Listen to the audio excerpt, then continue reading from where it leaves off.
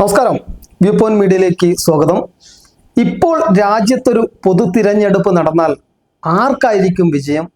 ഓരോ മുന്നണികളും പാർട്ടികളും എത്ര ശതമാനം വോട്ട് നേടും? അതുമാത്രമല്ല, കേരളത്തിൽ ഇപ്പോൾ വോട്ടെടുപ്പ് നടന്നാൽ എന്താണ് സംഭവിക്കുക?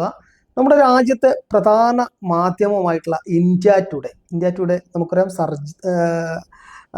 രാജീവ് സർദേശായി അദ്ദേഹത്തിന്റെ നേതൃത്വത്തിൽ ഒരു മൂഡ് ഓഫ് ദി നേഷൻ എന്ന് പറയുന്ന ഒരു സർവേ വന്നിരിക്കുന്നു. ആ സർവേയുടെ കണ്ടെത്തലുകൾ അത്ഭുതകരമാണ്, കുറച്ചൊക്കെ കൗതുകം ജനിപ്പിക്കുന്നതാണ്. എന്തായാലും അവർ കേരളത്തെക്കുറിച്ച്, നമ്മുടെ കൊച്ചു കേരളത്തെക്കുറിച്ച്, മനോഹരമായ ഒരു സംസ്ഥാനം എന്നാണ് കേരളത്തെക്കുറിച്ച് പറയുന്നത്.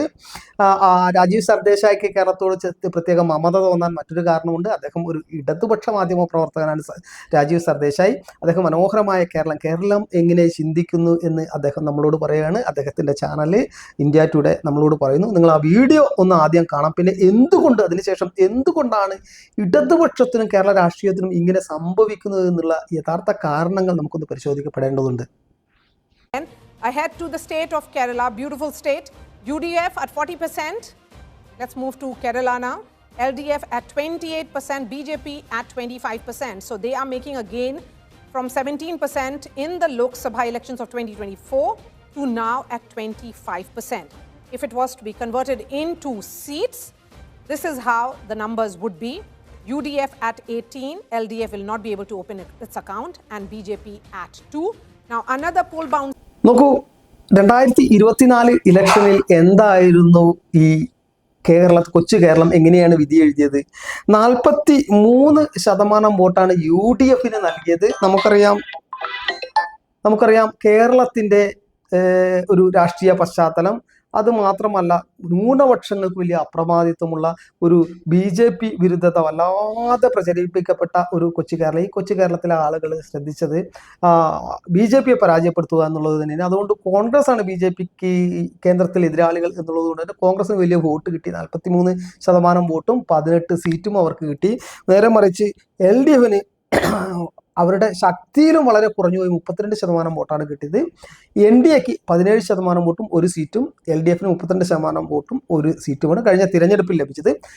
അത് തന്നെ ആ ട്രെൻഡ് നിലനിൽക്കെ തന്നെ 2025 കഴിഞ്ഞ വർഷം ഇത് നടന്നിരുന്നെങ്കിൽ എങ്ങനെയാണ് ഇന്ന് mood off the nation survey നടത്തിയിരുന്നു ഇന്ത്യ ടുഡേയുടെ.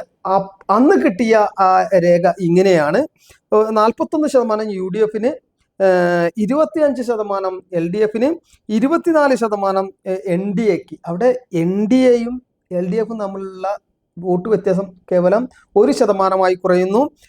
2% വോട്ട് UDFന് കുറയുന്നു. ഈ മാസം 2026 ജനുവരി മാസം വോട്ടെടുപ്പ് നടന്നാൽ 40% കുറയുകയാണ് UDFന്റെ വോട്ട്. പക്ഷെ LDF അല്പം സ്ഥിതി മെച്ചപ്പെടുത്തുന്നു, 28% അവരുടെ വോട്ട് വരുന്നു.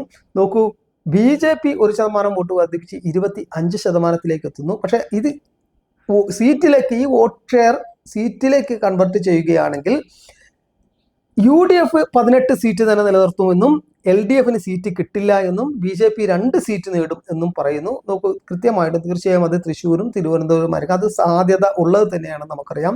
പക്ഷെ എങ്ങനെയായിരിക്കാം ഈ CPM ഇത്രത്തോളം തകർന്നു പോകാനുണ്ടായ ഒരു കാരണം? നമുക്കതിനെക്കുറിച്ചൊന്ന് പരിശോധിക്കേണ്ടതുണ്ട്. കേരളത്തിൽ LDFും CPMും ഇങ്ങനെ തിരഞ്ഞെടുപ്പിൽ തകർന്നു പോകാൻ കാരണം പലതുണ്ട്. അതിലൊരു കാരണം കോൺഗ്രസിനെ അവർ പിന്തുണച്ചു എന്നുള്ളതാണ്. കേരളത്തിലെ ഇടതുപക്ഷത്തിന്റെ പരമ്പരാഗത വൈരികളായിട്ടുള്ളത് കോൺഗ്രസ് തന്നെയാണ്. കേന്ദ്രത്തിൽ ഒരു രാഷ്ട്രീയപരമായ നിലപാടില്ലായ്മ കാണിക്കുന്നു. കേന്ദ്രത്തിൽ പോയി ഈ വാളയാർ ചുരം കഴിഞ്ഞാൽ പരസ്പരം കെട്ടിപ്പിടിക്കുന്നു. ഡൽഹിയിൽ പോയാൽ കോൺഗ്രസിന് വേണ്ടി വാദിക്കുന്നത് ഇടതുപക്ഷമാണ്. അവർക്കുള്ള ഈ രാഹുൽ ഗാന്ധിയുടെ പവർ പോയിന്റ് പ്രസന്റേഷൻ പോലും ചിലപ്പോൾ എഴുതി കൊടുത്തത് ഇടതുപക്ഷ ബുദ്ധിജീവി കേന്ദ്രങ്ങളായിരിക്കാനുള്ള സാധ്യതയുണ്ട്. അവിടെ കോൺഗ്രസിന്റെ ബുദ്ധികേന്ദ്രമെല്ലാം ഇടതുപക്ഷമാണ്. നേരെ തിരിച്ച് കേരളത്തിൽ വരുമ്പോൾ പരസ്പരം അവിടെ ദോസ്തി ഇവിടെ ഗുസ്തി എന്ന് BJPക്കാർ ആക്ഷേപിക്കുന്നത് പോലെ ഇവിടെ ഗുസ്തി കളിക്കുന്നവർ അവിടെ ദോസ്തിയാവുന്നു. ഇത് ജനങ്ങൾ കണ്ടു. കാരണം ഇടതുപക്ഷത്ത് അവിടെ BJP എതിർക്കാൻ ഇടതുപക്ഷത്തിന് വോട്ട് കൊടുക്കുന്നതിന് നല്ല, കാരണം ഇവിടെ ഇടതുപക്ഷത്തിന് വോട്ട് ചെയ്താലും അവിടെ പോയി കോൺഗ്രസിനെ പിന്തുണയ്ക്കുകയാണ് ഇവർ ചെയ്യുന്നത്. അങ്ങനെയാണെങ്കിൽ നേരിട്ട് കോൺഗ്രസിന് കൊടുക്കാമെന്ന് BJP വോട്ടുകൾ, BJP വിരുദ്ധ വോട്ടുകൾ അങ്ങനെ ചിന്തിച്ചുകൊണ്ട് ഈ CPM അനുഭാവ വോട്ടുകൾ പോലും കോൺഗ്രസിലേക്ക് മാറി. നേരെ തിരിച്ച് ബി ജെ പി ആയിട്ടുള്ള ഇല്ലെങ്കിൽ ഹിന്ദുത്വവാദികൾ, ഹിന്ദുത്വ ബോധം മനസ്സിൽ സൂക്ഷിക്കുന്ന വോട്ടുകൾ, അതാണ് ബി ജെ പിയുടെയും സി പി എമ്മിന്റെയും അടിയുറച്ച അടിസ്ഥാന വോട്ട് ബാങ്ക് എന്ന് പറയുന്നത് ഇവിടുത്തെ ഹിന്ദു ജനവിഭാഗങ്ങളാണ്. അവരുടെ ഇടയിൽ സി പി എം വല്ലാതെ ഹൈന്ദവ വിരോധം കാണിക്കുന്നു. കാരണം ശബരിമല വിഷയത്തിൽ തുടങ്ങി പല വിഷയങ്ങളിലും അവർ വല്ലാതെ ന്യൂനപക്ഷ മുസ്ലിം പ്രീണനം ഇവർ കാണിക്കുന്നു, ഹിന്ദു വിരോധം കാണിക്കുന്നു എന്നുള്ള വിശ്വാസം രൂഢമൂലമായി പതുക്കെ പതുക്കെ പതുക്കെ ആ വോട്ടുകൾ, പ്രത്യേകിച്ച് ഈഴ വിഭാഗത്തിൽ നിന്നുള്ള വോട്ടുകൾ, നായർ വിഭാഗത്തിൽ നിന്നുള്ള വോട്ടുകൾ ആദ്യം തന്നെ ബി ജെ പിയിലോട് കുറച്ചുള്ള അനുഭാവം കാണിച്ചിരുന്നു.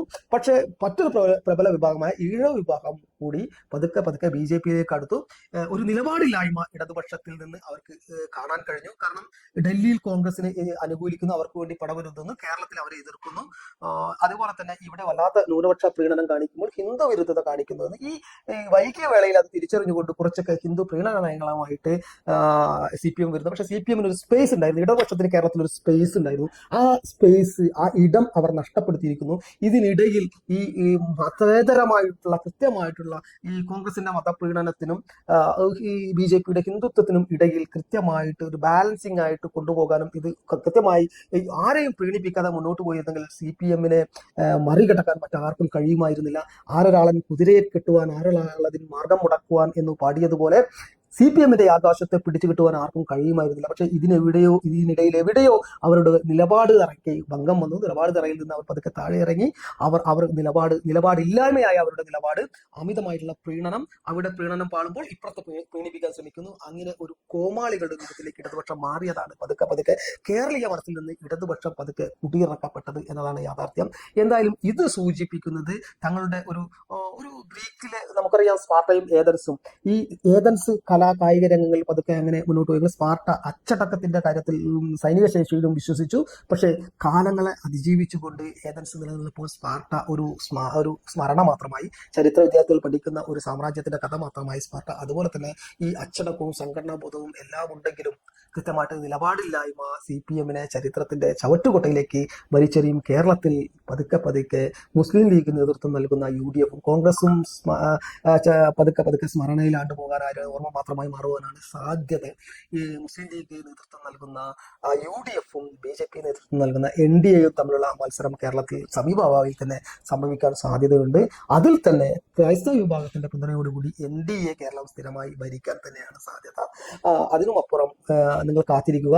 അടുത്ത വീഡിയോയിൽ വരുന്ന നിയമസഭാ ഇലക്ഷൻ എന്ത് ആയിരിക്കും കേരളം പറയുന്നത്, ആരായിരിക്കും കേരളം ഭരിക്കുക എന്നുള്ള കൃത്യമായിട്ടുള്ള ഒരു ഇതിനു മുമ്പ് പ്രവചനങ്ങളെല്ലാം കൃത്യമായി ചെയ്യാൻ കഴിഞ്ഞു എന്നുള്ള ആത്മവിശ്വാസത്തിൽ അടുത്ത വീഡിയോക്ക് വേണ്ടി കാത്തിരിക്കുക. കേരളത്തിലെ വരുന്ന നിയമസഭാ തിരഞ്ഞെടുപ്പിൽ ആരായിരിക്കും കേരളത്തിലെ ഭരണത്തിലെത്തുക എന്ന് കൃത്യമായി പറയാനുള്ള ഒരു വീഡിയോ ഞാൻ തയ്യാറാക്കി വെച്ചിട്ടുണ്ട്. Stay tune. നന്ദി, നമസ്കാരം.